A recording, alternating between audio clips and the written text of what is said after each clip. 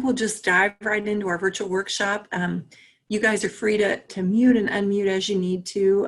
If you have any questions, just unmute or drop something in the chat box, and then I will answer those questions as they come. This is the virtual workshop put on by Career Services, and today's topic for this week is going to be on virtual networking.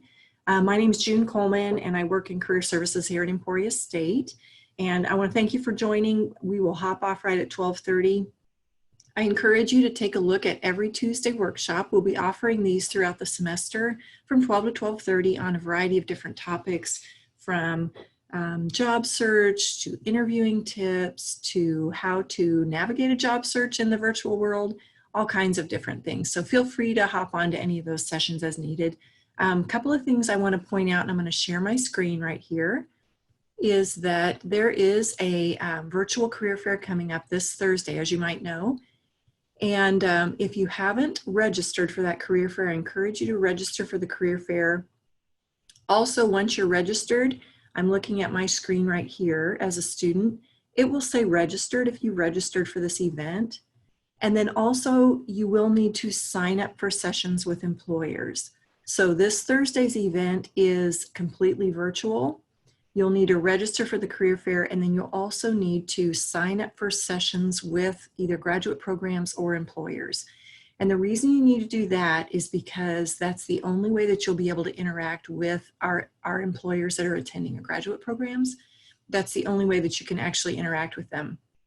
You can choose between 30-minute group sessions, or you can choose one-on-one 10-minute sessions. And we strongly encourage you to sign up for those one-on-one 10-minute sessions. That's just you in that virtual room with that recruiter, and that's a great way for them to get to know you pretty quickly. Today we're going to talk about virtual networking, and I'm going to now hop over to the screen share, which will give you a look at the outline and a couple of different resources. So give me a second and we'll get to the right spot there.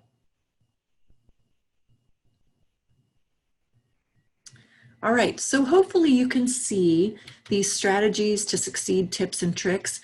We've got your registration here, so I'm going to send you this email after we're done today with this hop-in workshop. But these are just some tips and tricks to think about when we talk about this virtual networking world.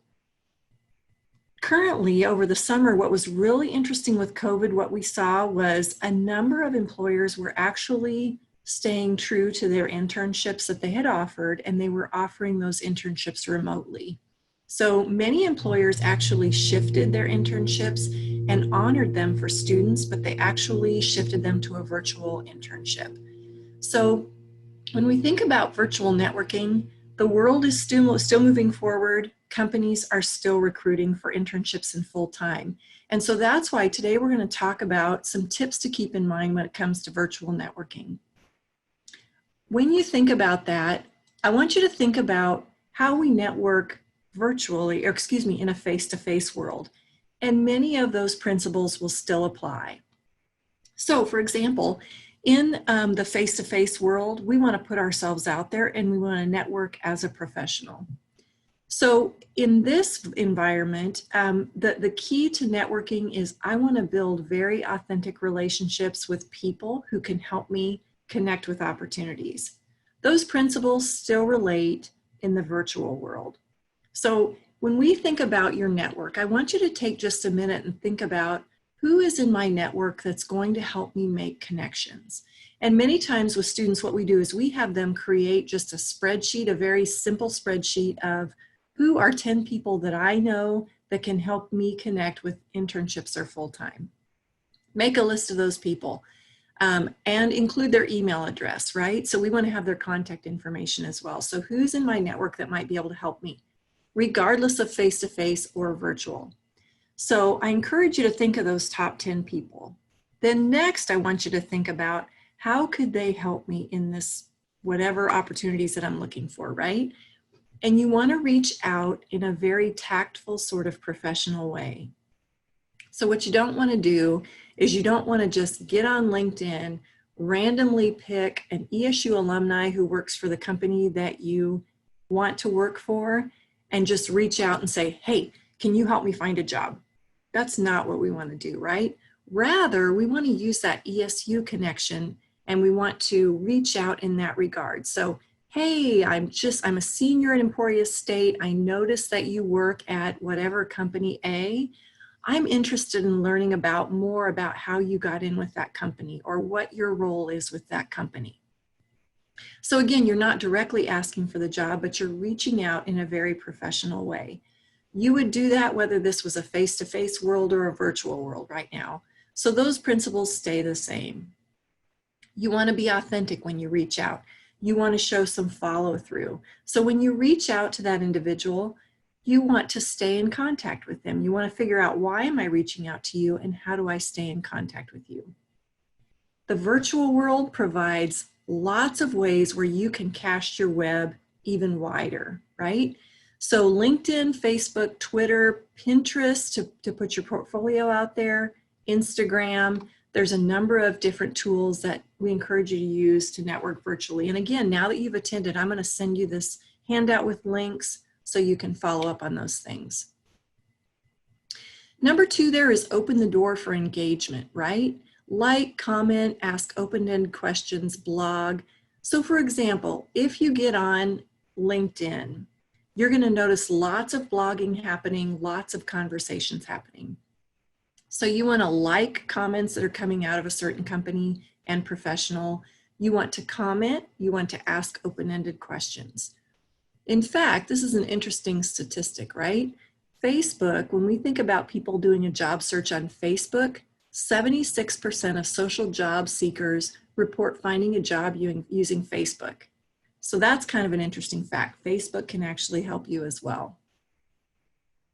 Now, another tip, whether you're networking virtually or in person, is that you need to manage your online reputation. So you need to Google yourself and you need to clean up those kinds of things that are not professional that are out there. You need to defriend certain people that are dragging you down, right? So you need to manage that online reputation.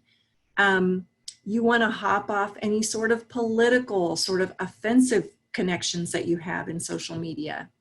And you want to move all those things to professional. So I encourage you just to strongly Google yourself, find out what's out there, clean up those kinds of things. Number 4 there is to reach out to your existing contacts. So find out who's in your network right now. Now, an important thing to keep in mind for students is that they don't have to be folks that work for the company that you want to connect with, but they need to be people that know you well, okay? So I'm gonna think of maybe family friends that I grew up with, whether they work for companies I wanna work for or not. I have connections with them. I want to think about ESU alumni that might be able to help me. I want to think about faculty that might be able to help me. And again, they're not working for ConocoPhillips, for example. Maybe that's your goal. You want to end up at ConocoPhillips. But rather, they're people who can make connections, who know people who know people. So I'm going to reach out to those existing contacts, right? And grow those relationships. We also want to grow new relationships, and that's where that ESU alumni group can come into play. So if you log on to LinkedIn, you can actually search by Emporia State alumni. And then you can filter by who works at the company that you're targeting. And then you can do an outreach to them. Okay? Another tip is don't be pushy. That's really important. So again, in my example earlier, I said you don't want to just say, hey, are you hiring? Can you get me a job? That's pushy, puts people on the spot. It's not how we network. We want to find that opportunity to connect with that person with something in common so that we can start a conversation and learn about those opportunities in our network. Number 8 talks about preparing your elevator pitch.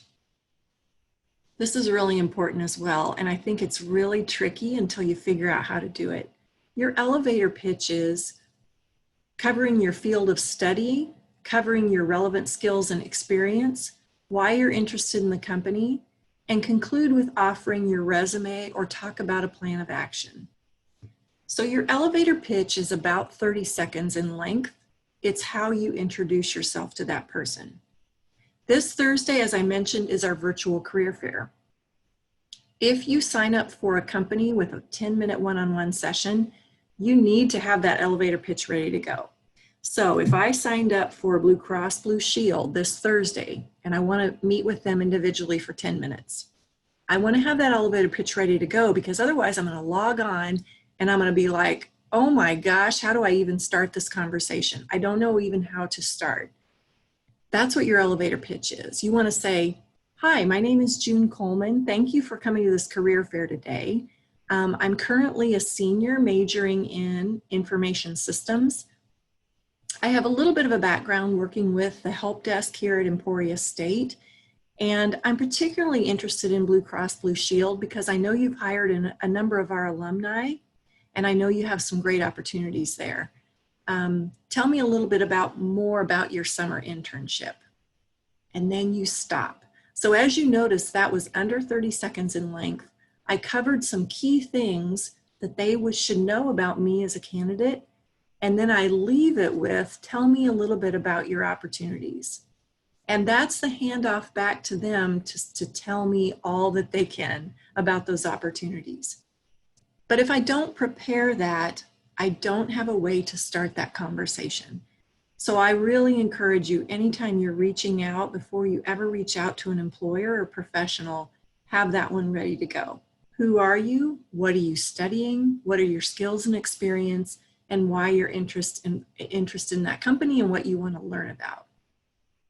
Okay, otherwise, what's our default? Our default typically is, hey, you know what? I'm from Onega, Kansas, and I have 4 brothers and sisters, and I'm kind of struggling with classes right now. They're all on virtual, right? And we just talk about personal information.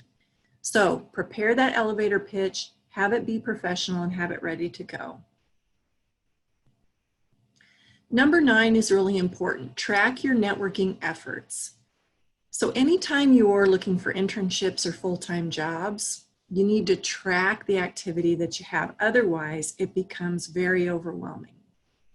Some students will develop just a very simple spreadsheet that has just very basic columns on it. Who's the company? Who's the individual I'm reaching out to? What is the date I reached out to them? And what's their website, right? So that might be a good way to start your networking efforts in your spreadsheet. But I encourage you to track it, because here's the deal. If we spend an hour researching, Googling different companies, after that hour, we might have 100 different sites that we visited, but we have no way to track it, right? It's like, oh man, I know I looked at that within this hour, but I don't remember how to get back to it. Track it on your spreadsheet. So again, virtual networking or face-to-face networking, that tracking piece is really important in this process. Otherwise, you become very overwhelmed as a candidate and you lose track of your information. It becomes a lot more difficult to manage. Number 10 is rely on your ESU alumni. Emporia State has great folks that have graduated from Emporia State and have gone on to be very successful. And they want to help undergraduate students become successful as well. So you've already got warm connections with Emporia State alumni, and they want to help you. So as I mentioned, what you want to do is cultivate those relationships with Emporia State alumni. Now, how do you get started on that? I mentioned that LinkedIn is a great source. You can filter, you can search on Emporia State alumni and make connections that way. Your faculty are great resources. So if you ask them, hey, you know, in the last 5 years, do you know any recent alumni who have gone on to work at Cerner? And your faculty is going to very quickly come up with those names of graduates and where they've gone. And then what you do is you ask, would you be willing to reach out to them and make a connection on my behalf? Or you say, hey, would it be possible for me to have just their email address so I could drop them a greeting and introduce myself and learn about what they do? So again, we're not asking them outright for a job, but we're asking for that contact information so that we can drop that onto our spreadsheet, and all of a sudden our list of contacts grows and grows. So these are some top 10 tips that I would give you when it comes to networking There's definitely some art forms. Now, again, this resource I'm going to send you all because you're registered. There's a great 3-minute video here on virtual networking, which I encourage you to take a look at. It's a Career Spots video, and it very quickly covers some tips for virtual networking. And there's also 2 different articles here. One's on elevator pitch and one's on virtual networking in general. So I'll send this to you all as a follow-up. Now this sort of relates to our idea of virtual networking, but it's really virtual interviewing and how to prepare for making those connections online, because it's one thing to reach out and make connections with folks in a virtual environment, but it's quite another thing. Like, let's say they follow up with you and say, hey, I would very much like to schedule a Zoom meeting with you to learn more about you and what you're interested in. Okay, great, you made a connection. Now you need to follow up and be prepared for that virtual connection. So here's some tips on how to connect virtually. Last week I had a couple questions from a student group about what are your tips for connecting virtually, right? What do I need to think about? And here's some tips that you need to think about. Test your technology. You guys are becoming pros about this because we have to do it every day right now, right? But test it beforehand. Make sure that you are comfortable. There's nothing that can add more anxiety and stress than technologically. If I can't connect with where I need to be, it makes me really nervous, right? Set the scene. As you're doing in a lot of your classes, probably you need to think about your background. You need to think about minimizing distractions. You need to think about dressing professional and being ready to go. You need to research the organization, whether it's virtual or face-to-face. That step is critical. Dress professionally, sit down prepared, and don't fumble around, right? So what I tried to do prior to this workshop is have all my documents ready to go, have my screen share ready to go, so that I'm not just fumbling around. Be familiar with what common behavioral questions are and have your resume in front of you and key talking points. Practice, don't memorize. In fact, what we do in Career Services is we can host a practice interview with you virtually. And I really encourage you to do that because it's going to be a Zoom mock interview with our staff, which gets you directly prepared for the real virtual interview when it comes around. Okay, so to schedule those, you would just log into your Handshake account and look at appointments, and then choose practice interviewing, and then you can schedule an appointment with us. Be authentic and engage with the interviewer. So on Thursday for the career fair, if you're signing up for sessions, I would encourage you to be very comfortable with small talk when you first log on. So I've signed up for a 10:30 a.m. appointment with ConocoPhillips at the virtual career fair. I log on 5 minutes early, make sure everything works. All of a sudden they pop into the screen, they're ready to have the conversation. Here's what you can do is you can just say, oh, it worked, terrific. I'm glad we were able to connect, because you know they're feeling the same kind of stress with technology. So start with that small talk, and then they're gonna say, hey, how are classes going? Is it pretty unusual? And then you can go on, but be comfortable with that small talk. Monitor your body language, right? So I'm on video right now, you can see everything I'm doing. Understand that you need to be engaged the whole time that they're seeing you on the video. And immediately follow up. This is the same as your virtual networking. So let's say someone gave me a name, a lead with a particular company, and they said, you need to follow up with this individual. Don't let that sit. That is a hot lead, and you need to follow up on that as quickly as possible. So when I get that email information, I need to follow up in a day with that contact, and I need to track it on my spreadsheet. The reason is, let's say that the person shares, and the faculty member shares that email address with you, and then all of a sudden she gets online and she drops an email to that person. Hey, you're going to be hearing from Joel Avey here within the day. I gave him your name. So she's going to be waiting to hear from Joel within the next 24 hours. Well, let's say we get busy, we let a week go by, that lead is now cold, right? So when you get a name, you need to immediately follow up in your networking list, and after the interview, you need to immediately follow up. Thank you very much for the time you spent with me today. that should happen within a 24-hour period. So again, leads can become very, very cold very quickly. It's important once you get a lead that you follow up on that immediately, because I'm going to reach out to that person and say, hey, I just shared your name with this person. You're going to be hearing from them. And if they don't hear from you, that's a really big red flag, right? This person doesn't have time. They're not really interested, whatever those things are. So timing is really important. Okay, so those were the key things I wanted to make sure and cover is what pieces, what resources that you can use in this now new virtual network to connect in the same kind of way that you would have connected face-to-face with employers. We're just doing it in a different venue, in a different medium.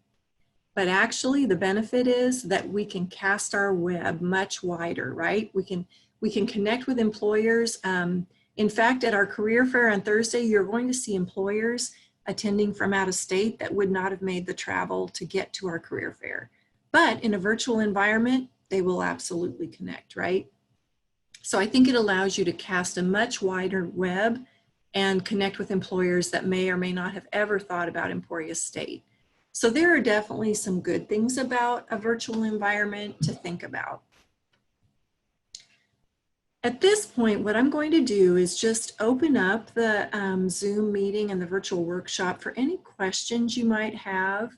I will stop my screen share, and again, I'll share with you these resources, but I'll pause now and see if anyone has any questions for me. And I'll also tell you my email address too. Oh yes, and I'll answer that question, Samuel, thank you. My email address is jcoleman@emporia.edu. if you want to follow up afterwards as well. But let me answer this question. Is the career fair just for seniors? Great question. No, it is open for freshmen to seniors. In fact, you're going to see a mix of employers and graduate programs. And so juniors can certainly attend as well. But also sometimes our sophomores are very interested in internships. So the employers that are attending this week on Thursday will be searching for internships as well. And that can be clear down to your sophomore year. Great question. Reminder that if you haven't been into Handshake yet, you are automatically in Handshake as a currently enrolled student. So that they're on our website, you would just click that Handshake login, and there is a single sign-on option. In the Handshake system, you will see all of these events, our weekly Tuesday virtual workshops. You will also see the fall career fair and ways to register and sign up for sessions. And then all right, well, I don't see any more chat questions. So at this time, I think we'll go ahead and I'll wait just another minute, but you're free to go ahead and log off. If you don't have any questions, feel free to send me any questions you have about the career fair or any of the information we talked about today, and then also look at those other Tuesday sessions. There might be some more that you're interested in, but thank you very much for popping in today, and I hope your week goes well. Thank you.